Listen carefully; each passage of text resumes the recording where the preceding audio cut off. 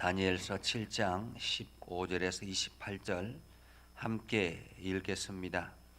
나 다니엘이 중심에 근심하며 내 머릿속에 환상이 나를 번민하게 한지라. 내가 그 곁에 모셔선 자들 중 하나에게 나아가서 이 모든 일의 진상을 물으매 그가 내게 말하여 그 일의 해석을 알려주며 이르되, 그 네 큰 짐승은 세상에 일어날 네 왕이라. 지극히 높으신 이의 성도들이 나라를 얻으리니 그 누림이 영원하고 영원하고 영원하리라. 이에 내가 넷째 짐승에 관하여 확실히 알고자 하였으니 곧 그것은 모든 짐승과 달라서 심히 무섭더라. 이는 쇠요 그 발톱은 노시니 먹고 부서뜨리고 나머지는 발로 밟으며 또 그것의 머리에는 10뿔이 있고 그 외에 또 다른 뿔이 나오매 새 뿔이 그 앞에서 빠졌으며 그 뿔에는 눈도 있고 큰 말도 하는 입도 있고 그 모양이 그의 동류보다 커 보이더라. 내가 본적 이 뿔이 성도들과 더불어 싸워 그들에게 이겼더니 옛적부터 항상 계신 이가 와서 지극히 높으신 이의 성도들을 위하여 원한을 풀어주셨고 때가 이름에 성도들이 나라를 얻었더라. 모신 자가 이처럼 이르되, 넷째 짐승은 곧 땅의 넷째 나라인데 이는 다른 나라들과는 달라서 온 천하를 삼키고 밟아 부서뜨릴 것이며 그 10뿔은 그 나라에서 일어날 10왕이요 그 후에 또 하나가 일어나리니 그는 먼저 있던 자들과 다르고 또 새 왕을 복종시킬 것이며 그가 장차 지극히 높으신 이를 말로 대적하며 또 지극히 높으신 이의 성도를 괴롭게 할 것이며 그가 또 때와 법을 고치고자 할 것이며 성도들은 그의 손에 붙임 바 되어 한 때와 두 때와 반 때를 지내리라. 그러나 심판이 시작되면 그는 권세를 빼앗기고 완전히 멸망할 것이요 나라와 권세와 온 천하 나라들의 위세가 지극히 높으신 이의 거룩한 백성에게 붙임 바 되리니 그의 나라는 영원한 나라이라. 모든 권세 있는 자들이 다 그를 섬기며 복종하리라. 그 말이 이에 그친지라. 나 다니엘은 중심에 번민하였으며 내 얼굴빛이 변하였으나 내가 이 일을 마음에 간직하였느니라. 아멘. 오늘도 하나님의 은혜가 여러분에게 가득하기를 바랍니다. 여러분들이 하는 모든 일들이 하나님의 손길 안에서 형통의 복을 누릴 수 있기를 주님의 이름으로 축복합니다.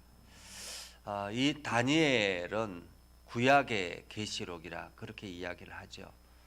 구약의 계시록, 구약의 묵시록이라 그렇게 이야기를 하는데 우리가 선지서들을 보면 선지서들 모두 다가 미래에 대한 하나님의 예언의 말씀입니다. 그러니까 그 시대를 바라보고 하나님께서 그 시대를 통해서 선지자들을 보내서 앞으로 장차 일어날 일들에 대해서 이야기를 했습니다. 특별히 이사야나 예레미야나 다른 여러 선지자들은 유다에 초점이 맞춰져 있고 유다의 삶에 초점이 맞춰져 있다면 이 다니엘서는 세계 정세에 대해서 많이 기록하고 있다라는 것을 우리는 성경을 통해서 봅니다. 우리가 어제 말씀을 통해서 살펴보았던 것은 다니엘이 꿈을 꾸고 환상을 보았는데 그 꿈에 네 짐승이 등장하는 장면이었죠. 어제 우리가 그림을 통해서도 살펴보았던 것처럼 이 네 짐승은 우리가 보편적으로 생각할 수 있는 일반적인 짐승과는 달랐다라는 것입니다. 표범에 날개가 있기도 하고 곰의 이에 앞에 입에 이게 이 갈빗대들이 이렇게 씹혀 있기도 하고 다양하게 머리가 여러 개 있기도 하고 이런 다양한 형태의 짐승들의 모습이었습니다. 이 환상을 보면서 다니엘이 근심했다라고 오늘 성경은 이야기하고 있죠. 마음에 근심하니. 머릿속이 복잡한 거죠. 이 네 환상을 보고 난 다음에 다니엘의 머릿속이 복잡합니다. 이것이 분명하게 선명하게 어떤 의미인지 들어오지 않았던 것입니다.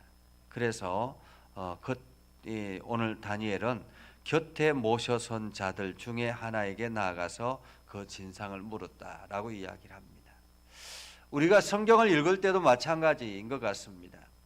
하나님의 말씀을 대할 때에 선명하게 나타나지 않을 때가 있습니다. 이게 말씀을 읽으면 이게 무슨 뜻인지, 그리고 내 삶에 어떤 의미인지 이러한 것들이 선명하게 나타나지 않을 때가 있습니다. 그때 우리가 어거지로 해석을 하려고 하는 것이 아니라, 내 자의적으로 해석하려고 하는 것이 아니라 더욱더 그 문제를 가지고 기도하고 씨름하는 것이 필요합니다. 우리가 아침에 묵상하고 난 다음에 그 말씀을 듣고, 그리고 난 다음에 이것이 오늘 내 삶에 어떤 의미입니까? 라고 우리가 고민할 때 그냥 단순히 내 마음대로 의지적으로 해석하려고 하는 것이 아니라 하나님 앞에 지혜를 구하는 것이 필요하기도 하죠. 그래서 그 말씀을 붙들고 깊이 묵상하다 보면 하나님께서 그 말씀을 해석해 주시기도 합니다. 오늘 다니엘 같은 경우도 마찬가지죠. 얼마나 지혜로운 사람이었습니까? 특별히 왕의 꿈을 계속 해석해 줌으로 인해서 다니엘이 최고의 자리에까지 올랐기 때문에 꿈 해석의 전문가라고 할 수 있겠죠. 그럼에도 불구하고 마음속에 선명하지 않았던 것입니다. 그래서 그 모셔 손자 중에 하나, 다시 말하면 하나님 앞에 다시 그 문제를 가지고 씨름했다라는 것입니다. 그러자 그 모셔 손자 중에 하나가 지금 정확하게 이야기를 해줍니다. 해석을 이야기해 줍니다. 17절에 보면 이야기하죠. 그 큰 짐승은 세상에 일어날 내 왕이다. 이렇게 이야기합니다. 세상에 일어날 내 왕이다. 지극히 높으신 성도들이 나라를 얻으리니 그 누림이 영원하고 영원하리라.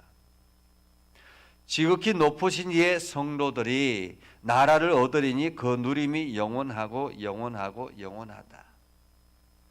한마디로 지금의 역사 속에 성도들의 삶은 영원히 지속된다라는 말이기도 하잖아요. 그죠?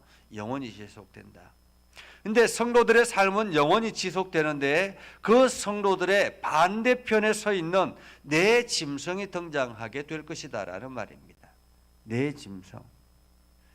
그래서 내 짐승에 대해서 이야기를 합니다. 내 나라에 대해서 이야기를 하죠. 그러니까 여기서 우리가 어제도 말씀을 보았던 것처럼 앞으로 장차 일어날 성도들을 대항하고 성도들을 힘들게 하고 이렇게 하는 세상에 내 왕이 등장하게 될 것이다 라는 말이었습니다. 그래서 그 첫 번째가 바벨론이고, 그 다음에가 페르시아고, 그 다음에가 헬라고, 그 다음에가 로마라, 그렇게 보았던 것입니다. 그런데 문제는 이러한 대제국들이 일어나지만은 네 번째 짐승에 대해서 다니엘이 심히 고민이 되는 것입니다. 사실 지금 앞으로 일어날 내 왕이라 이야기했으니까 내 왕이 등장하겠구나라고 생각하겠지만은 넷째 짐승에 대해서 심히 고민이 되는 거죠. 왜냐하면 이 넷째 짐승은 상상할 수 없는 그러한 형태였다라는 것입니다. 오늘 19절에 이렇게 이야기합니다. 모든 짐승과 달라서 라고 이야기합니다. 넷째 짐승은 모든 짐승과 달라서. 모든 짐승과 달라서 심히 무섭더라. 이는 쇠요 발톱은 노시고 먹고 부서뜨리고 나머지는 발로 밟고. 그러니까 무조건 이게 그 안에 들어가면 다 밟히고 부서지고 완전히 사라지게 된다라는 것입니다. 무너지게 된다라는 말이죠. 근데 보니까 거기에 또 10뿔이 있고 그 외에 또 다른 뿔이 나오니까 나옴에 새 뿔이 그 앞에서 빠졌고 그 뿔에는 눈도 있고 큰 말도 하고. 그러니까 뿔이 10뿔이 있었는데 그 10뿔이 지나고 난 다음에 새 하나의 또 다른 뿔이 나타났는데 이것이 새 뿔을 집어삼키고 그리고는 큰 말을 하더라라는 것이 큰 말을 하더라. 근데 그것이 가장 강력하더라라는 말이죠. 그런데 21절에 보니까 내가 본즉 이 뿔이 성도들과 더불어 싸워 그들에게 이겼더니 옛적부터 항상 계신 이가 와서 지극히 높으신 이의 성도들을 위하여 원한을 풀어주었다라고 이야기합니다. 그러니까 지금 셋째 짐승까지는 이 성도들을 그냥 이렇게 집어삼켰다라는 것입니다. 그런데 이 넷째 짐승은 대항하여 싸웠다라는 것입니다. 대항하여 더불어 싸웠다. 성도들을 더불어 싸웠다. 한마디로 지금 굉장히 힘든 성도들의 싸움이 시작되고 있다라는 말입니다. 그러면서 결국에는 누가 이겼냐면 이 뿔이 이겼다라는 것입니다. 성도 우리가 보편적으로 보면 하나님 앞에 붙들려 있고 하나님의 인도하심을 받고 살아가면 성도들이 이겨야 되잖아요. 그죠? 성도들이 이겨야 되는데 하나님의 능력, 하나님의 권세를 가지고 있는데도 불구하고 뿔이 이겼다라는 것입니다. 성도들과 더불어 싸웠는데 뿔이 이겼다. 우리가 예배를 하고 기도하고 그러면은 평탄해야 되는데 오히려 어려움이 찾아오고 고난이 찾아오기도 한다라는 것입니다. 성도들의 삶 속에도 이러한 고난과 어려움들이 찾아올 수 있습니다. 특별히 이 뿔과 같이 강력하게 대항해서 싸우고 우리를 힘들게 하는 그러한 세력들이 등장하더라라는 것입니다. 이것은 역사 속에서도 일어나는 일이지만은 우리의 삶의 역사 속에서도 충분히 일어나는 일입니다. 이러한 한 뿔이 강력하게 등장해서 우리의 삶을 힘들게 하고 괴롭게 하는 그러한 세력이 일어난다라는 것입니다. 그런데 오늘 성경에 보면 옛적부터 항상 계신 이가, 옛적부터 항상 계신 이는 누구입니까? 옛적부터 항상 계신 이는 하나님을 말하죠. 하나님은 처음부터 계시는 이였습니다. 처음부터 이 땅을 창조하실 때부터 함께 하시는 분, 그리고 그 역사의 주인 되시는 하나님, 우리 인생의 삶의 주인 되시는 하나님, 그 하나님이 지극히 높으신 이의 성도들을 위하여 원한을 풀어주고 때가 이름에 성도들이 나라를 얻었더라. 하나님께서 다시 그 인생을 붙잡아 주시고 갚아 주셨다라는 것입니다. 오늘 이 말씀을 통해서 분명한 사실은 하나님이 우리의 손을 붙잡고 있다라는 것입니다. 우리가 고난 가운데 있다 할지라도, 그래서 처절하게 이 뿔과 싸운다 할지라도 그 고난의 끝자락에는 하나님이 반드시 승리하게 하신다라는 것입니다. 성도들은 삶이 평탄하는 것이 아니라 항상 고난과 맞서 싸우게 되는 것입니다. 물론 성도들이 아니더라도 마찬가지죠. 인생이 그냥 평탄하기만 한 사람은 없잖아요. 그렇죠? 누구나가 다 고난은 있습니다. 남들이 보기에는 그냥 바깥에서 보기에는 다 평탄해 보이는 것 같지만은 그 일상 안으로 들어가 보면 다 문제들이 여기저기 있습니다. 그 문제를 밖으로 드러나지 않을 뿐이지 다들 속으로는 끊임없이 전쟁을 하고 있죠. 그런데 그 전쟁의 끝자락에는 반드시 승리가 있다는 것입니다. 왜 그렇습니까? 하나님이 늘 그 편에 서 있기 때문에 그렇습니다. 그래서 하나님은 우리를 고난에서 비껴나게 하시는 것이 아니라 고난을 이겨낼 수 있는 힘을 주신다는 사실을 우리는 기억해야 할 것입니다.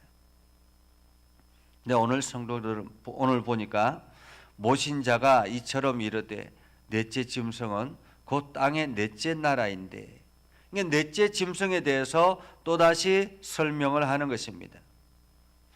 이는 다른 나라들과 달라서 온 천하를 삼키고 밟아 부스러뜨리며 그 열불은 그 나라에서 일어날 열왕이요 후에 또 하나가 일어나리니 그는 먼저 있던 자들과 다르고 새 왕을 복종시키며 그가 장차 지극히 높으신 이의 말로 대적하며 또 지극히 높으신 이의 성도들을 괴롭힐 것이며. 그러니까 이 강력한 한 왕이 등장하게 되는데 그 등장하는 왕은 지극히 높으신 이를 말로 대적한다라는 것입니다. 말로 대적한다라는 것은 지극히 높으신 이를 업신여기고 무시하고 대적하고 그리고 성도들을 괴롭히고 심지어는 그가 때와 법을 고치고자 할 것이다 라고 이야기합니다. 그러니까 성도들을 괴롭히기 위해서 법을 고친다라는 거예요. 성도들을 괴롭히기 위해서 법을 고쳐서 성도들을 힘들게 할 것이다 라는 것입니다. 그리고 성도들은 그의 손에 붙임 바 되어 한 때와 두 때와 반 때를 지나게 될 것이다. 여기서 한 때, 두 때, 반 때 이것은 뭐 1년, 뭐 절반 이런 개념이 아니라 한 세대를 말할 수 있습니다. 이게 기간이 정해져 있다라는 말이죠. 기간이 정해져 있다. 우리가 하나님의 나라의 시간은 하루가 1000년 같다라고 이야기하지 않습니까? 그러니까 우리가 계산하는 시간과는 정확하게 다르다라는 것입니다. 종말론자들은 이것을 마치 그 몇 년 이렇게 정해가지고 그러기 때문에 장차 언제 종말이 올 것이다 이렇게 이야기하는데 그것은 잘못된 것입니다. 하나의 시대 그리고 절반의 시대가 지나가게 될 것이다 라는 거죠. 우리 인생 안에도 이러한 한때 또 한때 그리고 반때가 있다라는 것입니다. 우리가 한 고비를 넘어가고 나면 또 다른 고비가 찾아오고 또 다른 고비가 넘어가면 또 다른 고비가 찾아오는 것처럼 그렇게 끊임없이 짐승의 괴롭힘을 당하게 될 것이다라는 거죠. 그러나 심판이 시작이 되면 그는 권세를 빼앗기고 완전히 멸망할 것이요 나라와 권세와 온 천하 나라들의 위세가 지극히 높으신 이의 거룩한 백성에 붙임 바 되리니 그의 나라는 영원한 나라고 모든 권세 있는 자들이 다 그를 복종하게 되리라. 심판이 시작이 되면 그 큰 권세는 빼앗기게 되고 멸망하게 될 것이다. 그리고 나라와 권세와 온 천하 나라들의 위세가 지극히 높으신 이의 거룩한 백성에게 붙임 바 되겠다라고 이야기하죠. 결국에는 종국에는 믿음의 사람들이 승리한다라는 말입니다. 우리가 고난을 잘 이겨내면 하나님의 손 붙잡고 잘 이겨내면 우리 앞에 찾아오는 위기 속에서 그 하나님의 손 붙잡고 잘 이겨내면 종국에는 우리는 반드시 승리하게 될 것이다 라는 말이죠. 나라와 권세와 영광이 영원히 아버지의 것입니다 라고 주님께서 가르쳐 주신 기도처럼 오늘 하나님께서 우리들에게 이러한 삶을 살아가게 될 것이다 라는 말입니다. 지금 우리는 어려운 시대를 살아가고 있습니다. 어쩌면 오늘 이 성경에서 다니엘서를 통해서 말씀하셨던 것처럼 세상의 여러 왕들이 마치 나라를 이게 법을 바꾸어서 성도들을 괴롭히게 하는 것처럼 지금 그러한 혼란 속에 있습니다. 하나님의 질서, 창조 질서가 뒤바뀌어지는 그러한 시대에 우리는 살아가고 있습니다. 그러나 우리가 이 시대 속에서 살아가야 될 우리가 자세는 무엇이냐? 그것은 바로 주님의 손 붙잡는 것입니다. 여러 가지 환경과 조건에 따라서 우리의 마음이 흔들릴 수 있습니다. 세상은 끊임없이 우리에게 당근과 채찍을 우리에게 주려고 합니다. 그러나 우리가 끝까지 붙잡아야 될 것은 주님의 손입니다. 하나님 나라에 합당한 삶은 하나님의 자녀다운 성품을 가지는 것이죠. 그리고 우리의 고집과 이기심을 버리고 성령의 인도하심을 받으며 인내하는 것입니다. 오늘 우리 앞에 항상 밝은 미래가 있지는 않다라는 사실을 기억해야 할 것입니다. 그러나 분명한 사실은 이 역사의 주인은 하나님이다라는 사실입니다. 그리고 하나님께서 언젠가 반드시 심판의 때가 시작이 되면 세상의 권세는 무너지게 될 것이다라는 말입니다. 오늘 우리는 이것을 기다리며 우리에게 주어진 시간을 최선을 다해서 하나님의 영광을 드러내는 복된 삶을 살아갈 수 있기를 주님의 이름으로 축복합니다. 기도하겠습니다. 거룩하신 아버지 하나님, 은혜를 감사합니다.